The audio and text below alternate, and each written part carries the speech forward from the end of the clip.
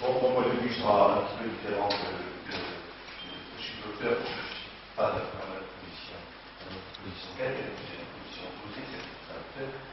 Et la première chose que j'ai remarqué dans ces 3 jours, c'est à quel point le traducteur qui accomplit un travail extrêmement solitaire a besoin d'échanges, a besoin de groupes, a besoin de se retrouver. Et le fait qu'il s'agisse d'une langue, comme on dit aujourd'hui, minorée, est d'autant plus favorable aux échanges entre nous, dans la mesure où on n'est pas très nombreux. Et voilà. Ensuite, je crois que la langue de l'écrivain, c'est-à-dire l'usage qu'il fait de son idiome, comme on dit idiome en espagnol, est la langue de l'écrivain, à mon avis, plus important que la langue dans laquelle il écrit.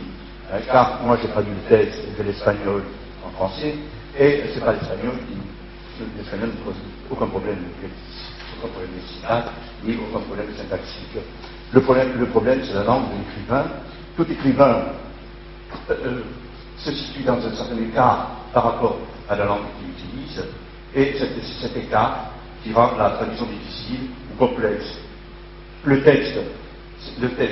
langue de l'écrivain s'écarte de la tradition. C'est pour ça qu'on peut parler d'une langue de l'écrivain. S'il s'agit d'une langue complètement immergée dans la tradition, ce n'est plus une langue d'écrivain, c'est une langue tout court. La langue de l'écrivain s'écarte de la tradition, mais en s'écartant de la tradition, elle résiste à la traduction. Ça veut dire qu'elle est comme un cerveau qui rentre dans sa coquille, et le traducteur est obligé de l'assaillir, comme l'a dit Heidegger. Il a une position agressive, forcément, qui s'attaque à ce noyau linguistique qui résiste par tous ses moyens. Et le traducteur, donc, son travail, c'est de déplier la langue pour la transformer en une autre langue qui est celle de la traduction.